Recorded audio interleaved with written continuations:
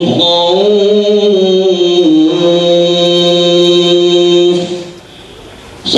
الله العظيم.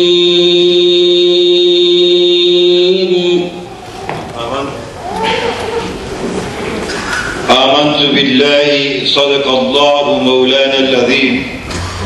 I believe in Allah. Verily Allah has spoken the truth. I have on previous occasions, similar to this, had the privilege of sharing a platform with our brother Thowheedh Rashid Brown.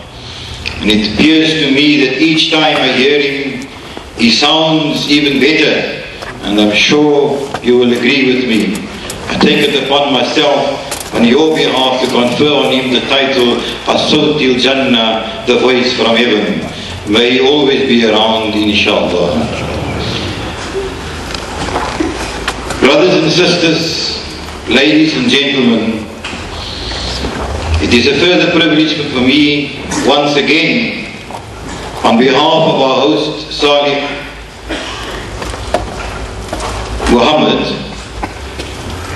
to share a platform with our great brother from Durban, Ahmed Deedat. I have no intention of boring you with introductions. He needs no introduction. He has many critics, but those people who do nothing never are criticized. And those people who criticize find it impossible to do 1/10 or 100th or 1,000th of what Brother Deedat has done. I don't have to tell you that he is a household name, not only here, not only in the Middle East, but throughout the whole world. It is therefore my esteemed pleasure to introduce you to him again tonight and to his topic. Brother Ahmed Deedat will speak to us on the topic Islam's answer to the New World Order. May I just remind you that this is a formal gathering. It therefore has a format. Brother Ahmed will speak to us, and thereafter, when it comes to question time, I will remind you of what the format will be. And now I have great pleasure in calling upon Ahmed Deedat to speak to them.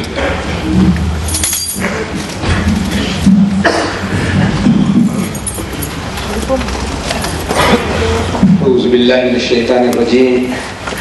بسم الله الرحمن الرحيم.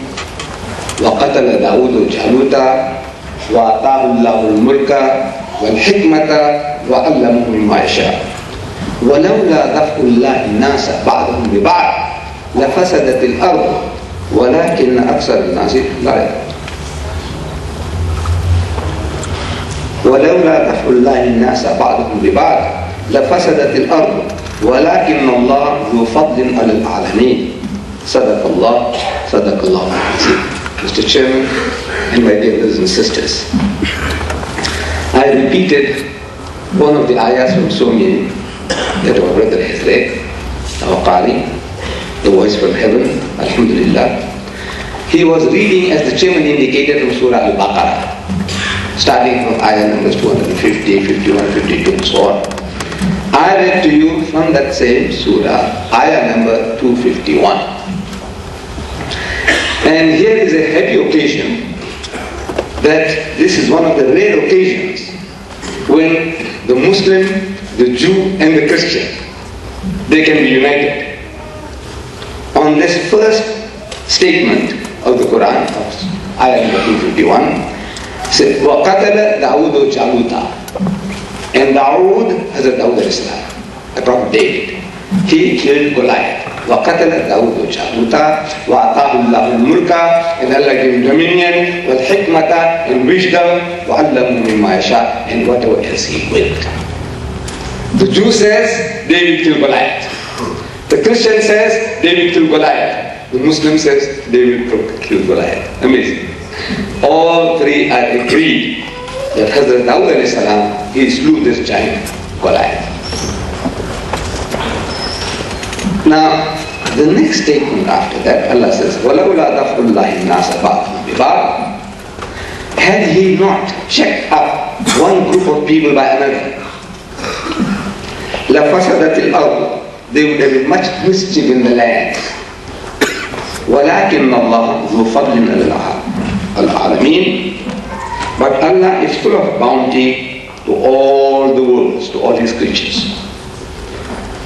The subject of this evening's talk, Islam's answer to the New World Order, hails from this Quranic ayah that if Allah did not check up one group of people by another, there would have been much mischief in the land. There has always been in Allah's creation a balance of power. In the time of our Nabi Kareem Sallallahu Alaihi Wasallam, the East and the West, the Persian Empire and the Roman Empire, they were at loggerheads fighting. There was a balance of power.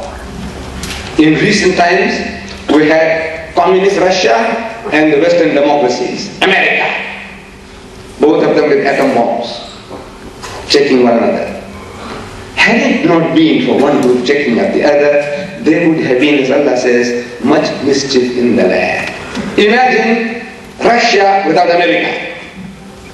What she would not have done. She marched into Afghanistan, invaded Afghanistan.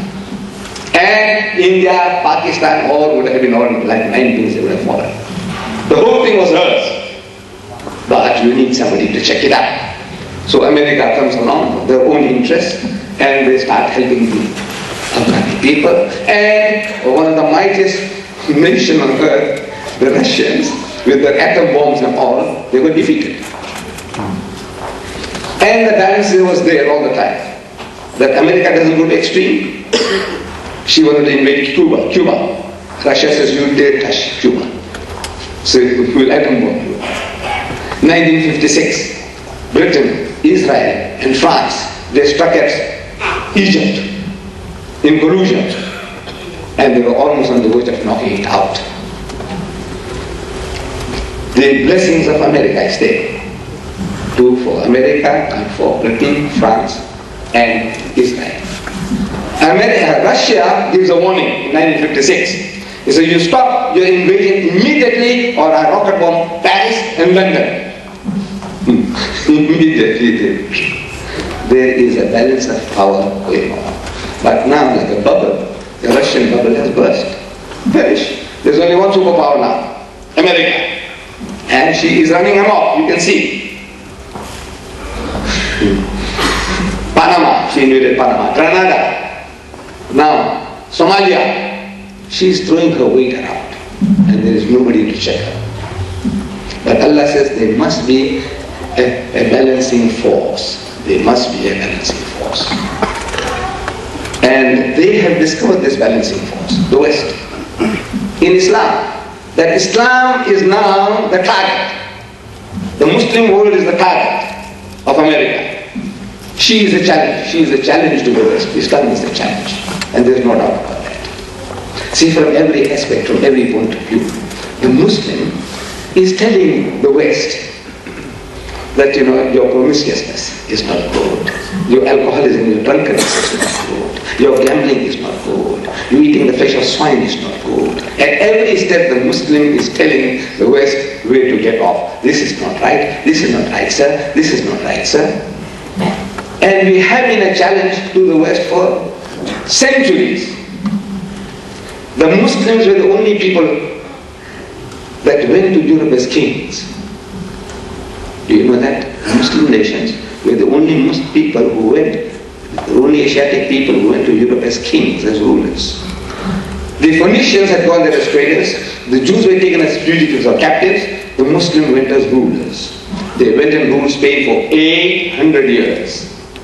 And this was at the time when Europe was just beginning to become conscious of their nationality, that we are a people. At that time in their history, the Muslims were knocking at their doors. From Vienna, the Turks, in Austria, and this side in Spain, 800 years. So the Muslim has been an eternal challenge. Religiously also, Islam has come up with Christianity and is telling the Christians that the fulfillment of the teachings of Moses and Jesus are found in Mohammed. So religiously the Muslim is a challenge. In his social way of life, he's a challenge. So he's a challenge. And now he is becoming the focus of the Western world. So they are now planning, the West is planning, a new world order. And here is a beautiful publication from the cover.